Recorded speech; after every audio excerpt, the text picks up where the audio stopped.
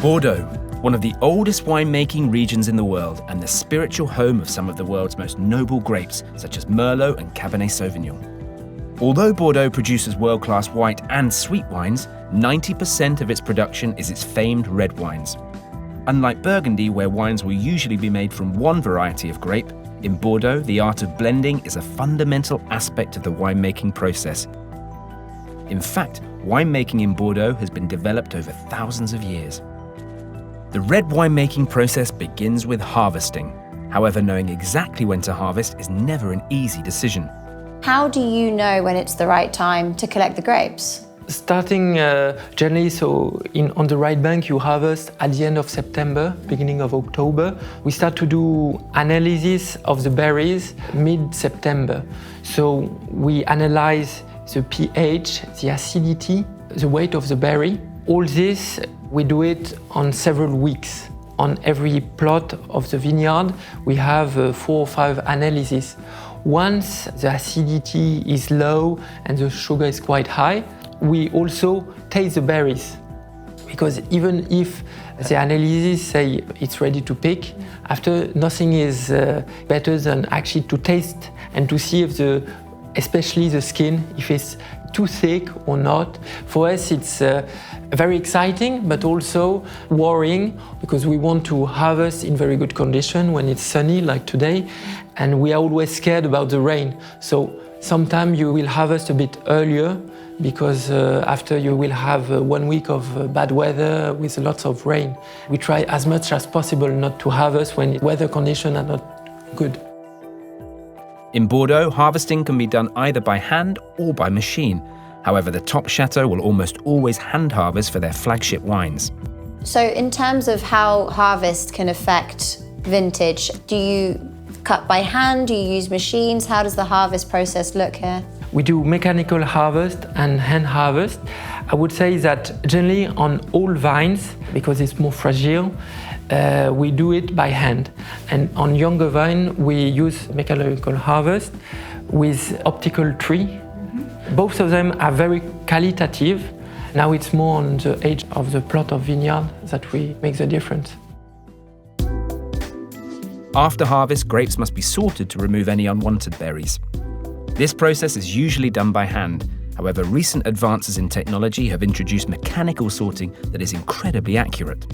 What does sorting mean? How does that look? It means that you take the berries out of the raffle. And on mechanical harvest, it's done with a machine.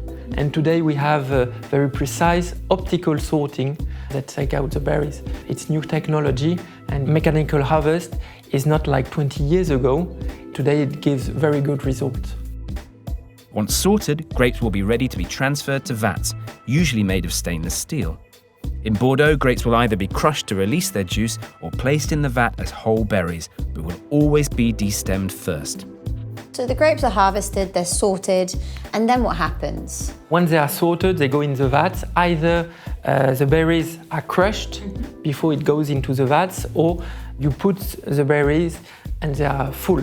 We do both here, both techniques. Now, when the berries are not crushed before they go in, you can find some difference into the wine. The wine will be more powerful, more round, because the fermentation, so alcoholic fermentation, is done more gently.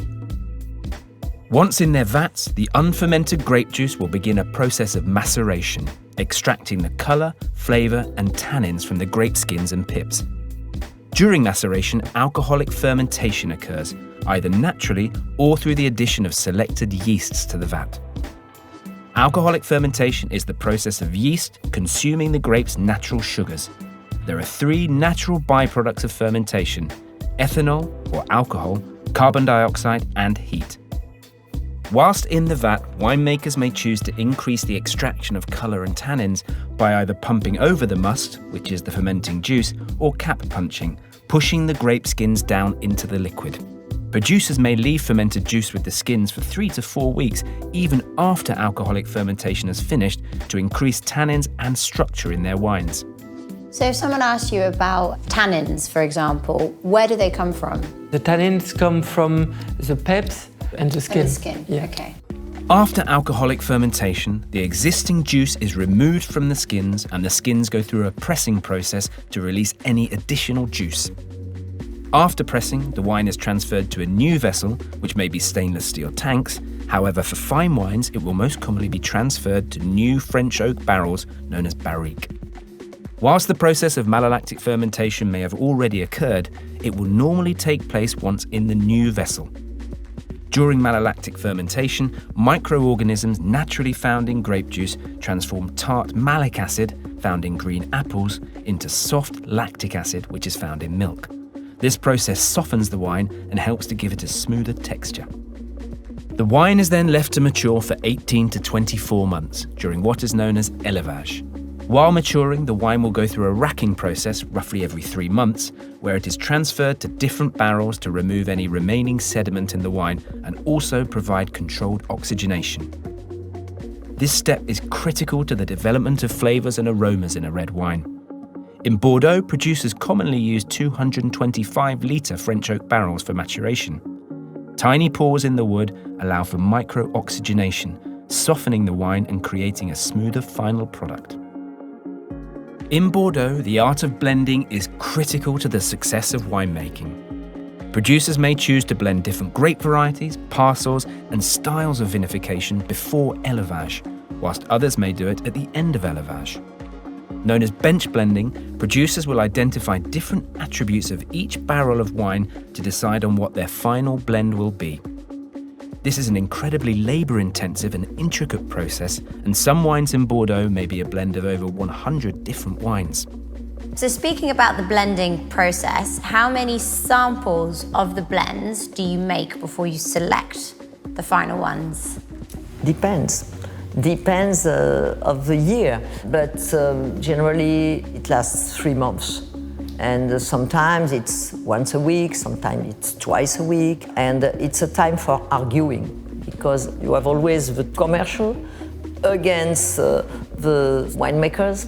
So we ask for another blind testing the following days or week, and to see how it evolves, because the ideas on the question, we have hours, it's a complex and very tense time.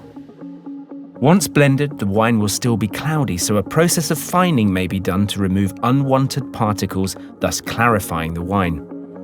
Fining agents may be natural proteins, which in Bordeaux has traditionally been egg whites, though synthetic products can also be used, most commonly in vegan wines. The final step of the process is filtration and bottling, with the wines being transferred from tank to bottle and the final cork being added. Bottles are then labelled and ready for sale. The best red wines of Bordeaux are a masterful blend, and no 2 years are the same, so winemakers must react to each vintage's specific conditions.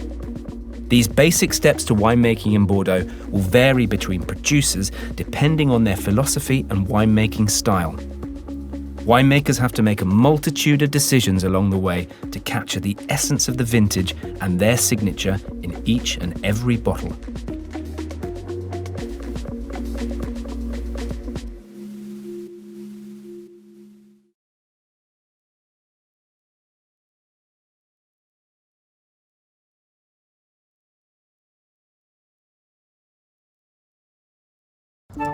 Grammarly